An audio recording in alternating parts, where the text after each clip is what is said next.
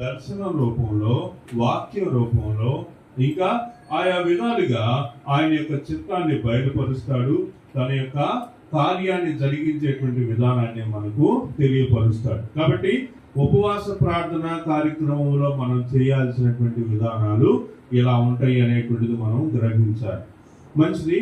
ఈ సమయంలో స్తుతించెదము ఆ ప్రభు త్యాగము అరుదైనము ఆ ప్రభు త్యాగము అరుదైన ఆ ప్రేమను.